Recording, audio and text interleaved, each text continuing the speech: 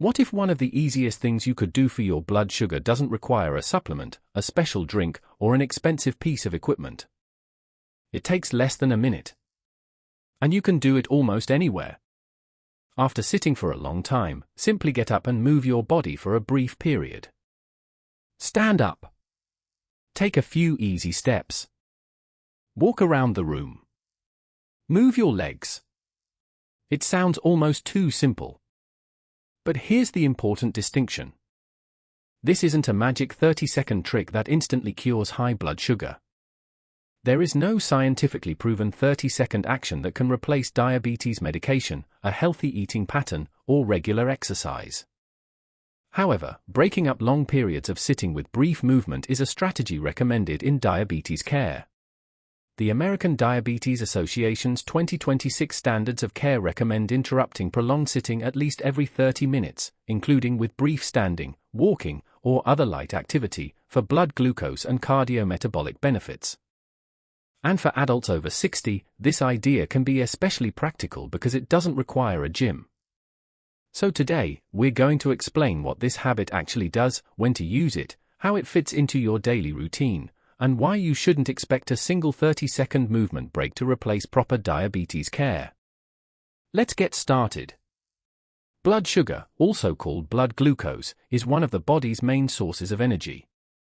Your body gets glucose from the foods you eat, particularly carbohydrates. After you eat, glucose enters your bloodstream. Your body then uses insulin and other biological processes to help move glucose from the blood into cells where it can be used for energy. When this system doesn't work properly, blood glucose can remain elevated. Over time, consistently high blood glucose can contribute to serious health complications. That's why managing blood sugar is important whether you have diabetes, prediabetes, or simply want to support your long-term metabolic health. And as we get older, maintaining healthy habits becomes increasingly important. But managing blood sugar doesn't have to mean making enormous changes all at once. Sometimes, the first step is simply becoming more aware of how much time you spend sitting. Let's make today's habit extremely simple. Imagine you're sitting in your favorite chair watching television. You've been sitting for 30 minutes. Instead of remaining seated, stand up. Walk around your room. Take a few easy steps. Perhaps walk to the kitchen and back. Or simply stand and gently move your legs. Then return to what you were doing. That's the basic idea. The important concept isn't that 30 seconds is a magic number. It isn't. The bigger message is: don't let long periods of sitting continue uninterrupted. The ADA's current guidance recommends breaking up prolonged sedentary time at least every 30 minutes with brief standing, walking, or other light physical activity. So think of today's 30-second trick as a memorable way to introduce a broader habit. Move more often. Sit less continuously. That's a much more accurate message. So why might movement matter for blood sugar? Because your muscles use glucose. When your muscles contract during physical activity, they can take up glucose from the bloodstream. Physical activity also has effects on insulin sensitivity and overall metabolic health. That's one reason regular physical activity is an important part of diabetes management. The ADA recommends that most adults with diabetes work toward at least 150 minutes of moderate to vigorous intensity aerobic activity per week, spread across at least 3 days, while also reducing prolonged sedentary time. But here's something important. You don't have to think of physical activity as only a formal workout. Walking around your home is movement. Gardening is movement. Doing household chores is movement. Standing up periodically is movement. Taking the stairs when appropriate is movement. These small actions don't replace structured exercise, but they can help reduce the amount of time you spend completely sedentary. Now let's talk about something many people do every day. They eat dinner. Then sit down. Maybe they watch television. Maybe they scroll through their phone. Maybe they read. Maybe they work at a computer. Meanwhile, blood glucose is changing as the body processes the meal. Instead of remaining seated for hours, you can introduce small periods of movement. For example, eat dinner. Clean up the table. Stand while doing a simple household task. Walk around your home. Then sit down again. You don't need to turn every meal into a workout. You're simply avoiding a long uninterrupted period of inactivity. Research and diabetes guidance support breaking up sedentary time with brief light activity as part of broader blood glucose management. Here's one way to make the habit memorable. Every time you notice that you've been sitting for a while, use a simple reset. Step 1. Stand. Get up from your chair safely. Step 2. Move. Take several easy steps. Step 3. Breathe. Take a few comfortable breaths. Step 4. Return. Go back to your activity if you want. That's it. No special equipment. No complicated routine. No need to exercise until you're exhausted. The goal is simply to interrupt sitting. If you're comfortable walking for longer, that's even better. But don't think you have failed because you only managed a brief movement break. A small amount of movement is still different from remaining completely still. This is particularly important for older adults. You don't need to move as quickly as possible.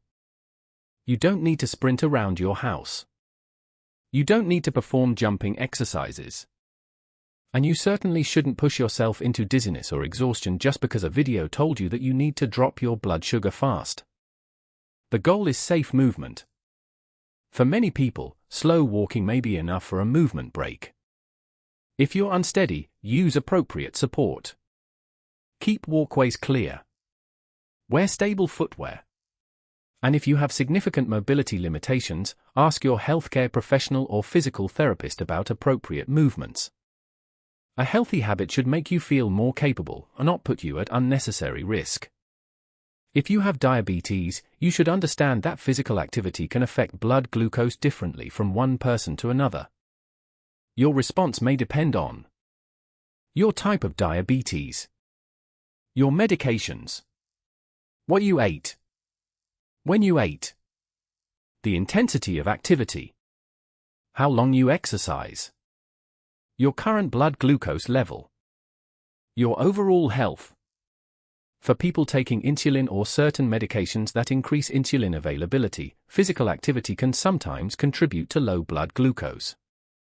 The ADA specifically notes that people with diabetes should learn how their glucose responds to exercise and, when appropriate, monitor blood glucose or continuous glucose monitoring values before, during, and after activity. So don't make medication changes simply because you watched this video. And don't deliberately try to force your blood sugar lower. Your target glucose range should be individualized with your healthcare team.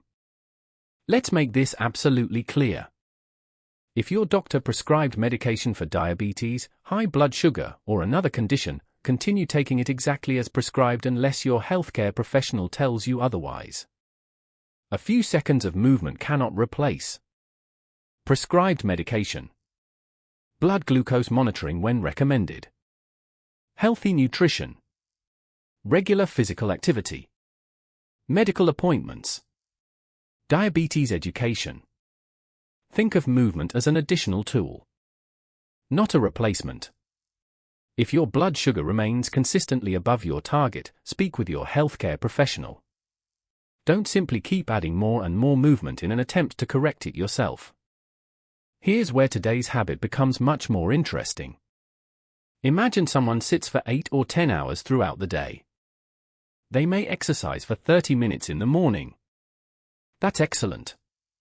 But then they sit for several hours afterward. Regular exercise is still valuable. However, the rest of the day matters too. That's why current diabetes guidance emphasizes reducing prolonged sedentary behavior in addition to getting regular exercise. You can think of your day as a series of opportunities to move. Instead of sit, sit, sit, sit. Try sit, move, sit, move, sit, move. Those small interruptions can make your day more active without requiring a major workout. Here are some easy opportunities. During television. Stand up during a commercial break or between programs. Walk around your room. During phone calls. If you're safely able to do so, stand or walk while talking. After meals. Spend a few minutes moving around the house instead of immediately sitting down. While waiting for the kettle. Stand and move gently rather than sitting. During computer work. Set a reminder to stand periodically. While doing household chores. Keep moving instead of completing everything while seated. None of these actions is a magic blood sugar treatment. They're simply ways to reduce sedentary time. Now let's take this one step further. If 30 seconds of movement feels easy, don't necessarily stop there. You could walk for 1 minute. Then 2. Then 5. If you're able and your healthcare professional considers it appropriate, longer periods of activity can provide greater overall health benefits. The AIDA's recommendations go far beyond 30-second movement breaks. For most adults with diabetes, the broader goal is at least 150 minutes of moderate to vigorous aerobic activity per week, spread across at least 3 days. So today's habit should be viewed as the starting point, not the finish line. We uncovered the truth behind the so-called 30-second blood sugar trick. There isn't a magic 30-second exercise that instantly fixes high blood sugar. But there is a simple habit worth remembering. Break up long periods of sitting with brief movement. Stand up. Walk around. Move your legs. Then return to what you were doing. The American Diabetes Association recommends interrupting prolonged sitting at least every 30 minutes with brief movement such as standing or walking. Regular physical activity is also an important part of diabetes management. Now let's turn that idea into a practical routine you can actually use. One of the easiest ways to remember this habit is to connect movement with activities you already do. You don't need to constantly watch the clock. Instead, use daily routines as reminders. For example, after watching a television program, stand up. After finishing a phone call, walk around. After reading for a while, get up. After working at your computer, take a brief movement break. The goal is to make movement a normal part of your day rather than something you only do during a formal workout. And if you can safely move for longer than 30 seconds, there's no reason to stop at exactly 30 seconds. The 30-second idea is simply an easy starting point. Meals are another natural opportunity. After breakfast, instead of immediately sitting down for a long period, spend a few minutes moving around. You might wash the dishes, walk through the house, put away groceries, water your plants, take a gentle walk, stand while doing a simple household task. Do the same after lunch. And again after dinner. You don't have to turn every meal into an intense workout. Gentle movement can be enough to get you out of your chair. For some people, longer post-meal walking may also be a practical way to increase physical activity. However, your response to exercise can vary, particularly if you take glucose-lowering medications. So don't assume that more intense activity is always better. Let's create a realistic example. Imagine you finish dinner at 7 p.m. Instead of immediately sitting on the sofa, you spend 5 minutes cleaning the kitchen. Then you walk around the house for another 5 minutes. After that, you sit down and relax. Later in the evening, you stand up during a commercial break or walk around while talking on the phone. None of these activities is dramatic. But you've transformed an evening that might otherwise contain several uninterrupted hours of sitting into one with regular movement. That's the bigger goal. More movement throughout the day. Walking deserves special attention because it's accessible to many older adults. Regular walking can support cardiovascular fitness, mobility, muscle function, balance, mood, overall physical activity. And it doesn't require a gym membership. You can walk outdoors when conditions are safe. You can walk inside your home. You can use a shopping mall. You can walk in a community center. The location isn't the most important part. Consistency is. If you're currently inactive, start with a level that feels manageable. Even a few minutes can be a starting point. Then gradually increase your activity as appropriate. Here's something that often gets left out of blood sugar conversations. Your muscles matter. Muscle tissue plays an important role in glucose metabolism. As people age, maintaining muscle strength becomes increasingly important for independence and physical function. That's one reason a well-rounded exercise routine shouldn't consist only of walking. When appropriate, resistance exercise can complement aerobic activity. You might use resistance bands, light dumbbells, chair stands, wall exercises, bodyweight movements. You don't need to lift extremely heavy weights. The goal is to challenge your muscles safely and progressively. If you've been inactive for a long time, or if you have heart, joint, balance, or other medical concerns, talk with your healthcare professional before starting a new exercise program. Blood sugar management isn't just about what happens during the day. Sleep matters too. Poor or insufficient sleep can affect appetite, energy, food choices, insulin sensitivity, and overall metabolic health. Think about what happens after a poor night's sleep. You wake up tired. You don't feel like exercising. You may reach for more caffeine. You may crave convenient foods. You may be less active throughout the day. One poor night doesn't determine your health. But persistent sleep problems deserve attention. Try maintaining a consistent sleep schedule. Create a relaxing evening routine. Keep your bedroom comfortable and dark. And if you regularly struggle with sleep, speak with your healthcare professional. Stress is another factor that can influence healthy habits. When you're stressed, you may sit more. You may snack more. You may sleep poorly. And you may become less motivated to exercise. That's why stress management should be part of your overall health routine. You don't need an elaborate program.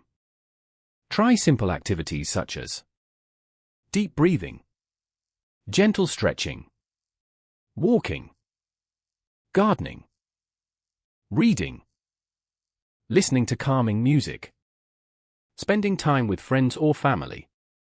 These activities don't directly replace diabetes treatment, but they may help you build a healthier daily routine.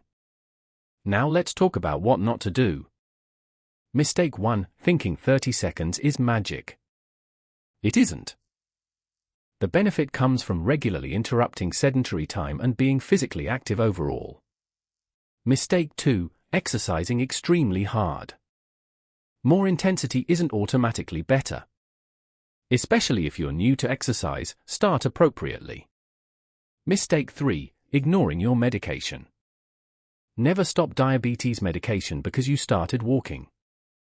Exercise and medication work within an individualized treatment plan. Mistake 4: ignoring low blood sugar.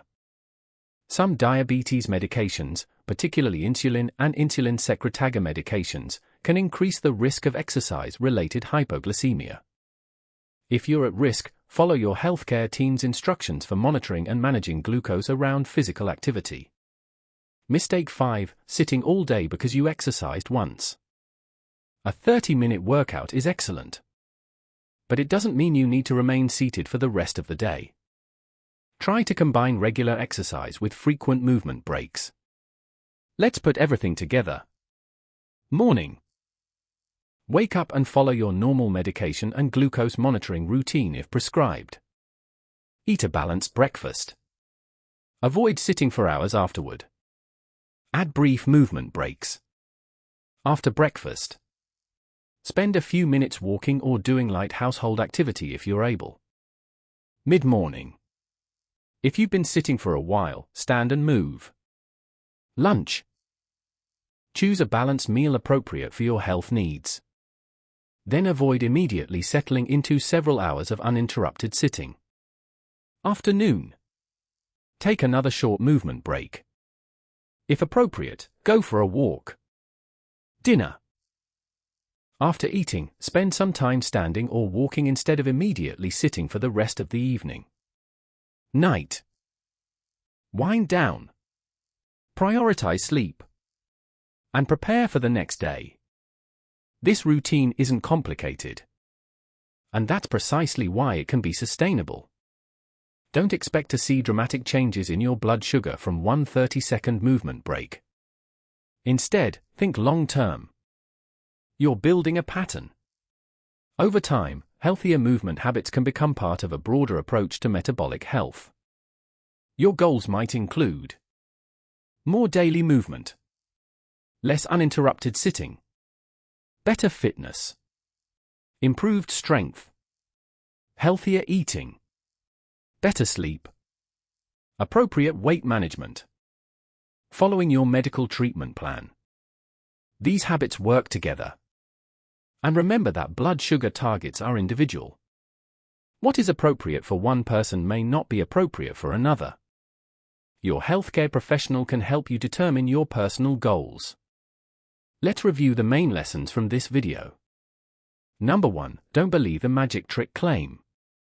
There is no proven 30-second exercise that instantly cures high blood sugar.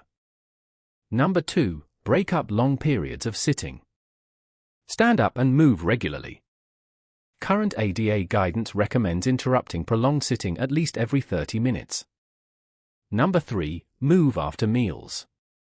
Light activity after eating can be an easy way to add movement to your day. Number 4. Walk regularly. Walking is accessible and can support overall cardiovascular and metabolic health. Number 5. Maintain muscle. Appropriate resistance exercise becomes increasingly valuable as we age. Number 6. Pay attention to sleep and stress. Healthy blood sugar management involves more than exercise and food.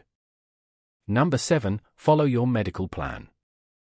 Exercise should complement, not replace, your prescribed diabetes treatment. If you remember only one thing from today's video, remember this. Don't let sitting become your entire day. You don't have to become an athlete. You don't need a fancy gym. And you don't need an expensive supplement. Start small. Stand up. Take a few steps. Move safely. Then do it again later. And again tomorrow. Those little moments can become part of a much larger healthy lifestyle. The goal isn't to find a shortcut. The goal is to create habits you can continue for years. If you found this video helpful, please give it a thumbs up and subscribe to our channel for more evidence-based health information for adults over 60. We cover diabetes, kidney health, heart health, brain health, nutrition, mobility, healthy aging. Now we'd love to hear from you. How often do you get up and move during the day? Do you usually walk after meals, or do you tend to sit down immediately? Share your experience in the comments. Your answer could give another viewer a simple idea they can try. And if you know someone who spends most of their day sitting, share this video with them. Sometimes the smallest reminder can lead to a healthier routine. Thank you for watching. Stay active, stay informed, and remember, small movements repeated throughout the day can be more useful than waiting for the perfect workout. Comment health if you are watching till the end. New health tips every week. Subscribe and let's grow stronger together.